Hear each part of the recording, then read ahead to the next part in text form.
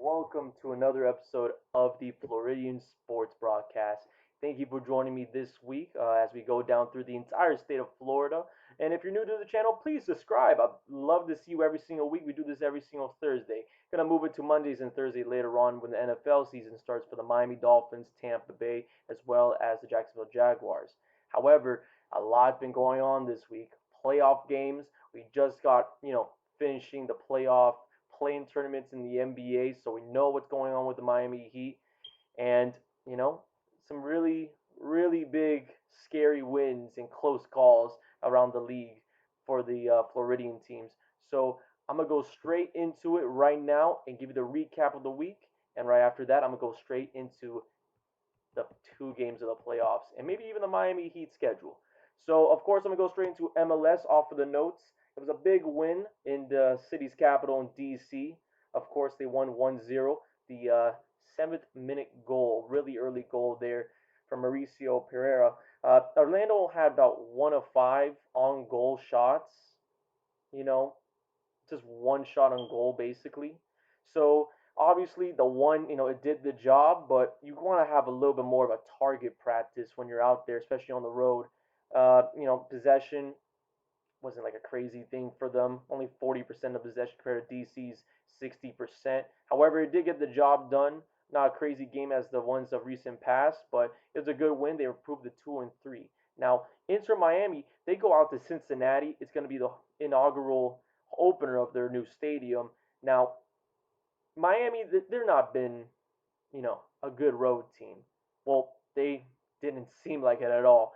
They got another win. It's going to be a 3-2 win. Really close game. Inter Miami basically had two goals. They were leading at the half. From the seventh minute goal from Breck Shea, and of course Gonzalo Higuain. Two goals this game. One in the 35th, and I believe one in the my apologies, the 38th minute and the 85th minute. Gonzalo Higuain gets two goals for Inter Miami.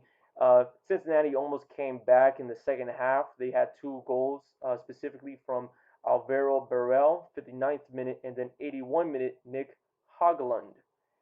However, we weren't going to have that at all. Gonzalo Higuain, of course, gets those two goals as he does and puts the, Miami Inter Miami Herons back into the win column again. And he actually, biggest thing about this entire match, he gets the honors as he's voted in for Week 5 MLS Player of the Week. First time for any Inter Miami player this season, and hopefully not the last. Now we're going to go straight into baseball here. We have the Miami Marlins. Really close game against Philadelphia Phillies last night.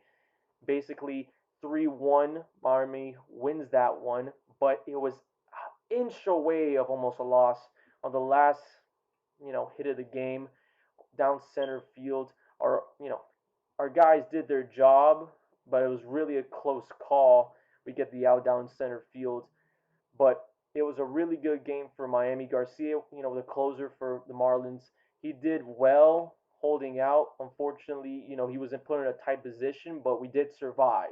And we do play them actually today. We're going to be playing them at 7:05 today, today being May 20th. Now, the next thing I want to say about that game is just that the late innings, the sixth inning and the seventh inning, the Marlins got a run each one, and that's been kind of the story so far this season. So whenever you see a Marlins game, never give up after or before the fifth inning. Don't turn off the TV at the bottom of the fifth. Don't turn off the TV at the beginning of the fifth, because the fifth is where it starts. It basically was that's how the game starts for the Marlins. Now the next one I want to talk about, of course, is Tampa Bay. Tampa Bay, they had a monster game today. I mean, they played against the Orioles today. Baltimore had no chance. It was 10-1. 10-1. I mean, you might as well get the guys coming out of like, your third divisions, your minor leagues, and just have them go to town after the seventh inning. I mean, it wasn't even a matchup. I mean, the second inning there was about 3 runs in by a homer, and Tampa was just moving by, swiftly against this Baltimore team. However, the next matchup might be somewhat of a challenge. They're going to go still on the road here. They're going to go against the Blue Jays and Toronto tomorrow. The game itself, it's kind of a odd one. 7:37 p.m. Odd time for a baseball game, especially having the entire number being odd numbers. Oh, my apologies, even numbers. I forgot. I'm not too good with math. I'm more good with sports. That's why I'm here. But they played against the Blue Jays that time, and starting a series, a three-game series against the Blue Jays. Now, I got that out of the way. So we're going to talk a little bit about the Miami Heat's playoff schedule. Being the sixth seed, they go against the third seed Milwaukee Bucks. Of course, as we all know, the Miami Heat did beat out Milwaukee 4-1 last year, and almost went to the finals. 6 games in the finals, not too bad for a team that was underrated. I'm gonna look right now and give you the schedule. Of course, a lot of South Floridians are excited for this Miami team, Jimmy Butler, and showing that it's not just the bubble that made that team. It was the team itself and the bond that Jimmy Butler has on these young core players. So I'm gonna go right into it. Game one is gonna be on May 22nd. Game two, May 24th. Both of those games are gonna be at Milwaukee, of course. Milwaukee having the home court advantage throughout the entire series. First game is going to be at 2 p.m. The second game at 7:30 p.m. Then we go to Miami. Miami is going to be May 27th and May 29th. So about a 3-day break after the first 2 games. Enough time for Jimmy Butler to get ready and for Bam Adebayo to get those legs moving. So basically 7:30 p.m. for game three. Game four, 1:30 p.m. An afternoon game, and Miami has some success this year with afternoon games. I'm not gonna lie to you, it'd be really nice. And of course, the game 5 through 7, these are to be dated, so I don't have a specific time for them, but I do have days just in case, just in case. Uh, June 1st, we're looking at game 5. We're looking at game 6 being on June 3rd, and then game 7, June 5th. So those are the days for the entire Miami Heat round one series. And of course, if you are, curious about, oh, how do those games go and, who's going to review, I will review them. The day after their game on the playoffs for the Miami Heat, I will be giving you a good feedback about what you missed and how you can expect the team to react in the next game coming up. Now, of course, speaking of the playoffs, back to the notes. We're going to talk about the first 2 games of the Tampa Bay Lightning and the Florida Panthers. The Battle of the State. They had 2 great games. Unfortunately for the Panthers, they couldn't finish out at home, which they were trying to do for the seeding. But Tampa Bay, incredible. I mean, it's just insane. It's just insane what Tampa was able to do. You're on the road against your heated rivals. In game one, it was a rivalry. In game one, the referees didn't really care what calls were being taken. A lot of guys got beaten up, fisted. Not like that.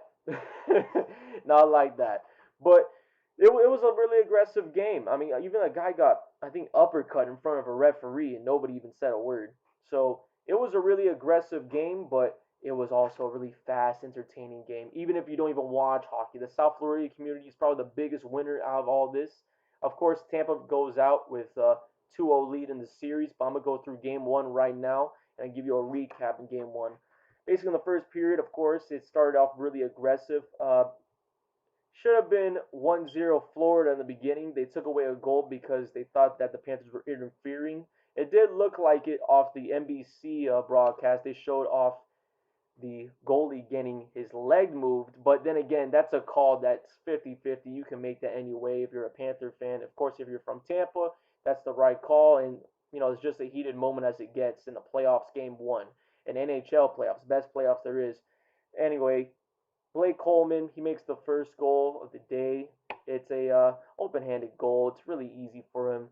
Bobrovsky, the starting goalie for game one, he had some issues. He allowed 5 goals overall in this game, and it did show on for later on in game two of him being replaced. But later on in that first period, actually Florida did respond.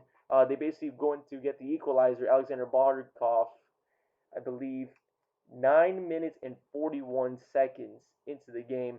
So basically, the first goal from Tampa was 7 minutes and 42 minutes in the game.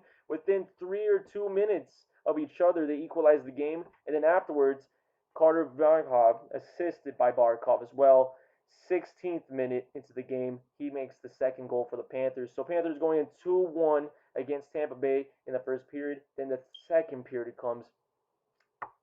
Florida got beaten by the power play. There's no doubt about it. If you look at that second period again in game one, the Florida Panthers could not control their issues on the power plays. The special teams just had a terrible luck.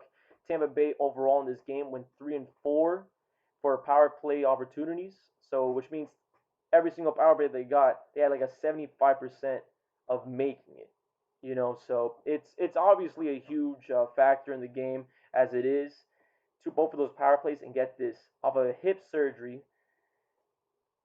Nikita Kucherov, 2 goals in the second period. Hasn't played a single game this year in the regular season, but comes into playoff hockey against their heated rivals and gets 2 goals in the power play. I don't know if you ask me, it's either that he took something before the game like Michael Jordan stuff, or he just, the doctors in Tampa are just out of this world because this is ridiculous. Of course, 4 minutes and 58 seconds, basically 5 minutes into the second period, was the first one where the power play for the Panthers had. And then the second goal, also power play as well, that came in later on in that period within about 5 or so minutes away from that one. So it was back to back power plays after power play, goal after goal. So really not a good second period. However, the Panthers do try to flip this script. We're going to the third period right now. Jonathan Huberdeau scores an equalizer, making it 3-3. A minute 27 within the period. So it's really quick. Only about 18 minutes left in the third, and it's equal. So you think the Panthers, there's a lot of time for both teams. Well, there was a lot of time for both teams, and there was a lot of goals within those last 18 minutes. Basically, 3 goals between the two teams within the last 18 minutes of the game. Really entertaining hockey, especially if you want to look at something that's fast paced, not a lot of whistles. Basically, the next one, Owen Tippett scores 3 minutes later. It's going to be assisted by Sam Bennett. That's actually the second assist that Sam Bennett has in this period alone. He assisted on the Jonathan Huberdeau goal as well. But that's about 4 minutes and 9 seconds within the third period. So that's about 3 minute difference from the Huberdeau goal. So the Panthers were really moving. And then later on, about I believe the 16th minute, Tampa Bay responds. Braden Point. Now Braden Point off another power play goal. That's the third goal off power play that I was telling you about. He equalized it at 4-4, and Nikita Kucherov with the assist. So Nikita had 2 goals and 1 assist after an injury, hip surgery. It's really an incredible response. But that's the most I can really say about it. Is an incredible response. There's no way you can describe his character, especially how much the team needed those players to come back for this series, and they really did get the job done. Because afterwards, on a fast break pass, it's 2-on-1 disadvantage for Florida. Tampa Bay has the puck, and Braden Point solidified. Says solidified. Let me fix my English there. He ices the game, no pun intended. A minute 14 left, and Tampa is up 5-4, and the Panthers never do recover after that. So game one ends up being a 5-4 win for Tampa Bay. Then game two comes in. But before I go through game two, I just want to let you know how aggressive this game really was from the numbers standpoint. The Panthers out hit this team. 54 hits for the Panthers. Tampa Bay, 36. 36 hits. And there was a lot of fights. A lot of people saw in a question of the referees. A total different refereeing staff was put down for game two. And speaking of which, a whole different goalie for the Florida Panthers were put down for this game too as well, behind the post. They had Drieger come in, the guy that's about to leave the building, trying to find himself, I'm guessing, some stock in the free market. But he did have a pretty good game. Panthers, of course, lose this one 3-1. Tampa Bay having those 2 huge goals in the first period from Steven Stamkos and Audrey. I might butcher the name. Audrey Palat. Sounds very Russian there. Of course, both of these goals, they're kind of, you can't blame Drieger at it. Drieger had a really good game, in my opinion. Stamkos, he scores off a wide open right, just a good pass, good movement, just really miscommunications on the defensive ends. But Palat, he scores off a rebound from Brandon Point's missed shot off the crossbar. You can't control that. That's just a rebound. He's in the right place at the right time, so you can't blame Drieger for any of those goals. And the last goal was in the third period, and it was an open net. The Panthers were trying to get a little bit of advantage, trying to tie the game when it was 2-1. Had six guys on the ice instead of five. Unfortunately, it didn't turn out as they planned. But both of the teams, not a lot is power play, effective, especially on Tampa side. Both teams went 0-3 on the power play. But the biggest thing I want to talk about from this series, besides Tampa Bay having their main guys back from injuries, from Florida having sold out 2 games of hockey in South Florida, which is incredible for the Floridian community, no matter where you're from. Andre Vasil, I might butcher this name again. I'm not really good with Russian names. I'll be honest with you with that one. But Andre Vasilevsky of Tampa Bay, the goalie, 32 shots he stopped, and he was just been, he responded. He let go of 4 goals against Florida in the first game, and he basically only allows one, and that one goal basically coming out from the second period for Mason Merchant, which of course is his first NHL playoff goal. Congrats for the kid. We basically got him out from Toronto for the Florida Panthers, but it's a huge move. It's a very huge move that the goalies are really going back and forth, and they actually played today, being May the 20th. So this is somewhat of a right before puck drop type of episode, and I do apologize for that if you are trying to get the early scoop on it. However, as I said, for the Heat games, I would do my best to do after every single Panther game, Tampa Bay game, episode following the next day as well. So it was a really good showing out for the goalie. Of course, Drieger had a good showing himself as well. Just unlucky day in that first period, within the first couple of minutes. It's really just, I mean, this is a fun series. If you like hockey and if you're from Boston, New York, Toronto, Winnipeg, don't be afraid to watch this Floridian series. Don't be afraid to watch the battle for the state. These are two aggressive, great teams. Florida Panthers, young, gritty, has been in the playoffs in the past 5 years, going against the Stanley Cup Finals champs, who have had a lot of injuries, have been not the same team as they usually are, but are finally in that playoff peak. Well, hopefully not the peak if they do get out the second round. We want them back in the Stanley Cup. I want to keep covering both of these teams in these playoffs. Whoever comes out of it, I'll be happy. Whoever, of course, it's all a win for all Floridian sports. Now, I'm going to end the episode right here. Please subscribe if you haven't subscribed. I'll be doing this every single Thursday. As I said before on the other episodes, I'm going to do this Monday through Thursday, or Monday and Thursday, if I better say that myself, when the NFL season starts, to get those Sunday and weekend events going off. Now, I actually do have a promotion to make. I have some really great friends. They are out there in Highway Temptation. You can find them on YouTube by just typing in High Temptation. My apologies, Highway Temptation, Highway Space Temptation. On Instagram, you can also just type in Highway Temptation all together. It's a really good, it's a really good YouTube channel. They're very funny. They make really great voiceovers as well over some of their episodes. They have a couple of Final Fantasy gameplays if you are interested in that. They also have other things coming up very soon, but that is our plug. And if you ever have any questions about, having your own plug in this, definitely show out. Contact me if you want from the Floridian podcast on Instagram. But I want to thank you again for staying here with me, bearing out another episode. I know I messed up a couple of names over there for the hockey teams. Unfortunately, I'm not as good with Russian punctuation or whatever you want to call it, but I'll get there. I'll get there. And speaking of which, I'll get to you again tomorrow after the Panthers and Tampa Bay Game 3. So I want to thank you for joining in today, and I'll see you guys later.